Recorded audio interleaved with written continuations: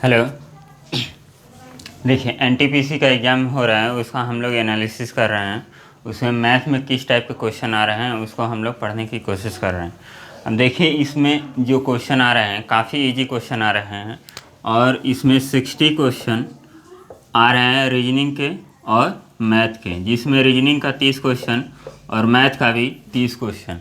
इन दोनों को मिला के आप 55 क्वेश्चन आसानी से कर सकते हैं और इसको करने की कोशिश कीजिएगा। बाकी 5 क्वेश्चन थोड़ा सा टफ बनाने की कोशिश करेंगे। यह हर एग्ज़ाम में ऐसा होता है कि एक दो क्वेश्चन टफ दिया जाता है। तो हम कुछ क्वेश्चन को आज डिस्कस कर रहे हैं और उसको देखते हैं कि कैसे एग्ज़ाम में क्वेश्चन आ रहे हैं और हमें अप्रोच कैसे करना है। तो चलिए जो पहला क्वेश्चन है उसको हम लोग पढ़ते हैं। अब देखिए पहला क्वेश्चन दिया गया है, एक बहुभुज के प्रत्येक आंतरिक कोण 120 है। एक बहुभुज है, एक बहुभुज का प्रत्येक आंतरिक कोण दिया है, आंतरिक कोण दिया है 120। इसमें पूछ रहा है कि विकर्णों की संख्या बताइए। अब देखिए इसमें एक फार्मूला होता है, वो फार्मूला आपको पता होना चाहिए। इसमें विकर्ण का फार्मूला जो होता है, विकर्ण किसी भी बहुभुज का निकालना होता है तो ये होता है n-3/2। n आपका क्या है, n भुजा होता है। n का मतलब ये होता है भुजा। बहुभुज की कितनी भुजा है उसको हम लोग n से डिनोट करते हैं। अब देखिए प्रत्येक आंतरिक कोण का मान दिया गया है, इससे हमको निकालना है कि भुजा कितना है। तो प्रत्येक आंतरिक कोण का फार्मूला होता है, प्रत्येक आंतरिक कोण निकालना होता है तो ये होता है n-2 कोष्ठक में 180/n। ये इसका फार्मूला होता है। n का मतलब क्या होता है, बहुभुज में कितनी साइड हैं उसको हम लोग n से डिनोट करते हैं। अब देखिए प्रत्येक आंतरिक कोण का मान दिया गया है, कितना है 120, और इसको बराबर कर देंगे n-2 और ये हो जाएगा 180/n। ये 0 से 0 कट गया, 6 से 3 बार में और 6 से ये 2 बार में। n का इसमें हम मल्टीप्लाई करेंगे तो 2n = इसको इसमें 3n माइनस ये कितना हो जाएगा, 3 दूना 6, 6 इधर जाएगा और 2n इधर जाएगा तो 3n में घट जाएगा तो n हो जाएगा। तो n की वैल्यू कितनी आ जाएगी आपकी, 6 आ जाएगी।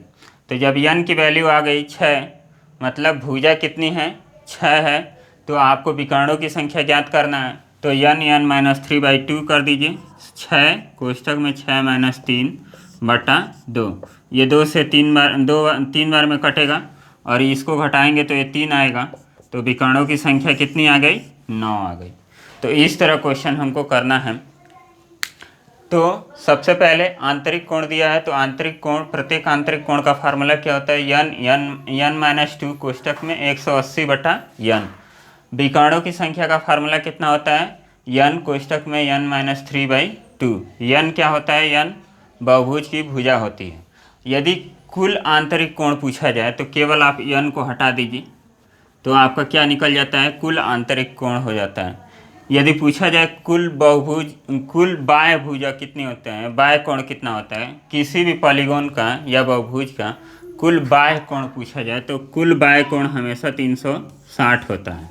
यदि प्रत्येक बाह्य कोण पूछा जाए तो बस इसमें क्या करना है, आपको n से भाग दे देना है तो आपका प्रत्येक बाह्य कोण निकल जाएगा।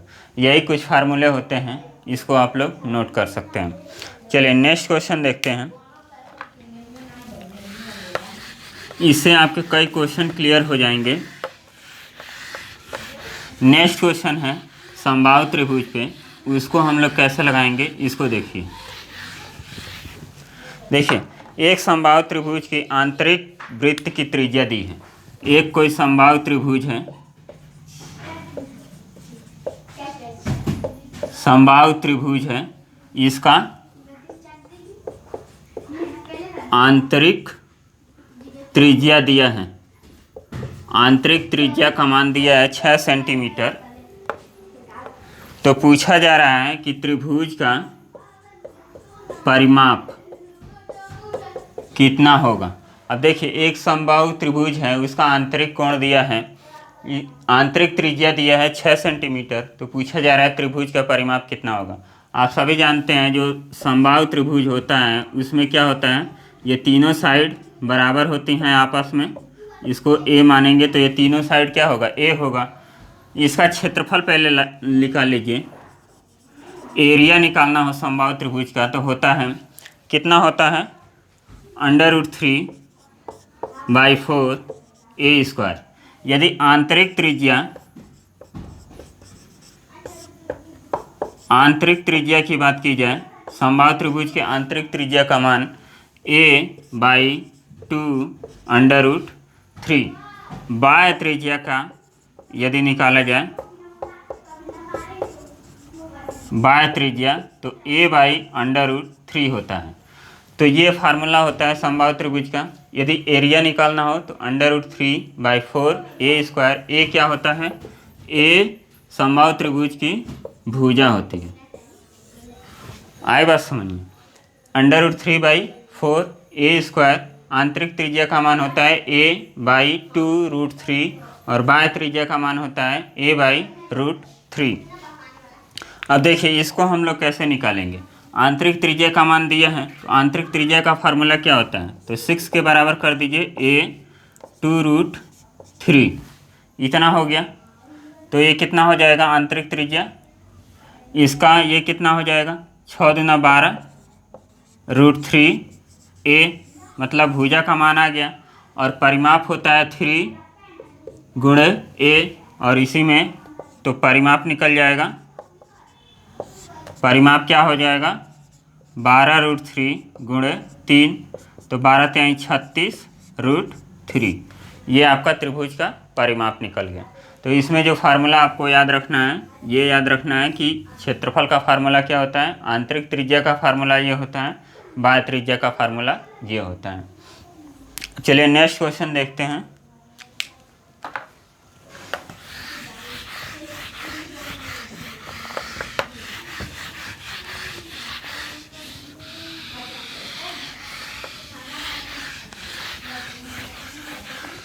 अब देखिए नेक्स्ट क्वेश्चन क्या दिया गया है। एक फर्श है, ये फर्श है, इसकी 2 मीटर लंबा, ये 2 मीटर लंबा है और 1.5 मीटर चौड़ा है। इसमें पूछा जा रहा है कि इस फर्श में कितने वर्गाकार टाइल्स बिछाए जा सकते हैं। वर्गाकार टाइल्स आपको निकालना है, वर्गाकार टाइल्स की संख्या आपको निकालनी। अब देखिए इसको निकालने के लिए आप लोग को क्या करना पड़ेगा। अब इसका 2 मीटर और 0.5 मीटर का SCF पहले निकालिए, SCF। अब देखिए इसका हम लोग SCF निकालने के लिए हम इसमें सेंटीमीटर में इसको चेंज कर देते हैं, वैल्यू आसान हो जाएगा। तो 1 मीटर में 100 सेंटीमीटर होता है, तो 2 मीटर में कितना हो जाएगा, 200 सेंटीमीटर, और ये हो जाएगा 150 सेंटीमीटर हो गया। अब इसका SCF हम निकालेंगे तो 200 और 150 का SCF हो जाएगा, महत्तम समापवर्तक कितना हो जाएगा, 50। SCF निकालने आता होगा तो ये 50 इसका SCF हो गया। तो वर्गाकार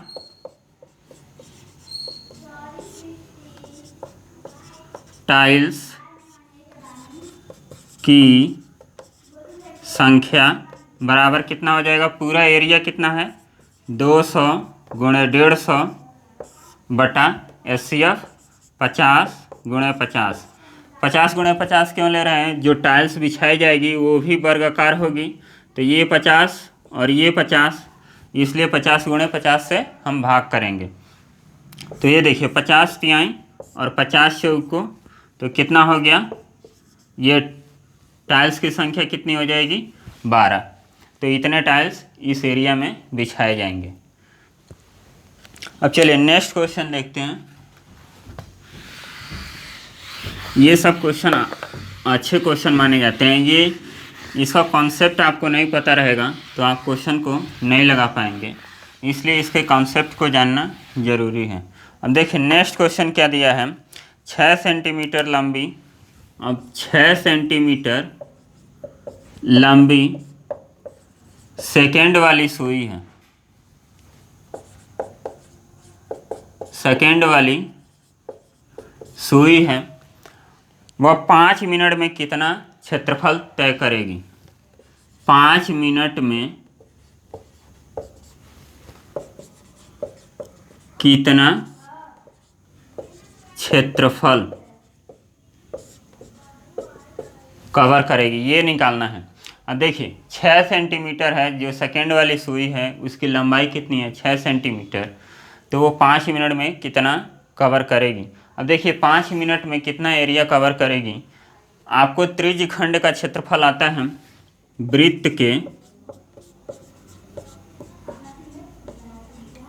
त्रिज्यखंड, त्रिज्यखंड किसे कहते हैं, जैसे एक वृत्त हो गया और ये सेंटर हो गया, तो इसमें जो इतना पोर्शन निकाला जाता है इसी को हम लोग क्या कहते हैं, त्रिज्यखंड कहते हैं। तो त्रिज्यखंड का एरिया, ये थीटा कोण मान लीजिए, तो ये होता है थीटा बाई 360 और पाई आर स्क्वायर। ये त्रिज्यखंड का क्षेत्रफल का फार्मूला होता है। क्या होता है, थीटा बटा 360 और गुणे pi are square. Pi are square क्या होता है, पूरे वृत्त का क्षेत्रफल होता है। यदि त्रिज्यखंड का क्षेत्रफल पूछा जाए तो बस थीटा बटा 360 से भाग दे देंगे, गुणा कर देंगे। 360 क्यों, क्योंकि ये जो पॉइंट है, इस पॉइंट पे कितने अंश का कोण बनता है, 360 अंश, और इसमें थीटा एक ले लिया गया पोर्शन, तो उसका एरिया निकालना हो तो theta by 360 pi are square.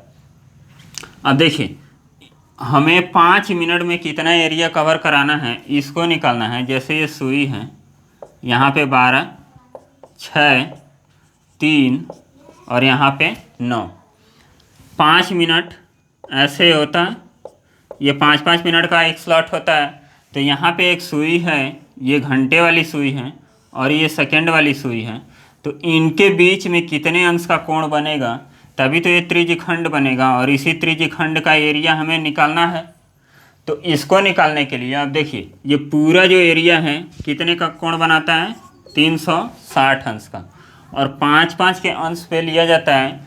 1 2 3 4 5 6 7 8 9 10 11 12, तो कितना हो गया, आप 12 से भाग कर दीजिए। 12 से क्यों, क्योंकि जो 5-5 मिनट का गैप है कितनी बार है, 12 बार में है, तो 12 तिहाई कितना होता है, 36 अंश का कोण बनेगा 5 मिनट में। तो यहाँ पे बस लिख दीजिए 30 अंश का कोण, 30 बटा 360 गुणे पाई का मान कितना हो जाएगा, 22 बटा 7, और आर कितना हो जाएगा, आर का मतलब वही 6 सेंटीमीटर, ये 6 सेंटीमीटर लंबी है, तो 6 सेंटीमीटर ये हो जाएगा। इससे इसको काटेंगे तो ये कितनी बार में कटेगा, 12 बार में, और इससे इसको काटेंगे तो ये 2 बार में, और ये 11 बार में। तो आपका एरिया कितना आ जाएगा, 11 बटा 7 आपका सेंटीमीटर स्क्वायर। इस त्रिज्यखंड की जो एरिया होगी 11 बटा 7 सेंटीमीटर स्क्वायर। तो इसी टाइप के क्वेश्चन आपके पूछे जा रहे हैं, इससे भी आसान क्वेश्चन आपके आ रहे हैं। तो और भी क्वेश्चन को हम एक एक करके डिस्कस करेंगे, और उससे रिलेटेड जो कॉन्सेप्ट बनेंगे उस कॉन्सेप्ट को भी हम डिस्कस करेंगे। इससे आपके जो आने वाले एग्ज़ाम हैं, जिसका एग्ज़ाम नहीं हुआ है और जो एग्ज़ाम देने जा रहे हैं, उनके लिए काफ़ी अच्छे से ये कॉन्सेप्ट तैयार होगा, और इसी तरह के क्वेश्चन भी आगे पूछे जाएंगे, तो आप लोगों को टेंशन नहीं लेना है। अब देखिए आज डिजिटल स्ट्राइक था, तो उसके चलते यूपी में भी यूपीएसआई की वैकेंसी आ गई है, और लगभग 9000 प्लस पोस्ट हैं। इसका एक डिटेल वीडियो हम लेके आएंगे, इसमें क्या पढ़ना है और क्या सिलेबस है, क्या कुछ करना है, तो इसको हम लोग डिटेल में समझेंगे। तो आप लोग इसको देखिए और आगे अच्छे से तैयारी कीजिए। चलिए मिलते हैं नेक्स्ट वीडियो में।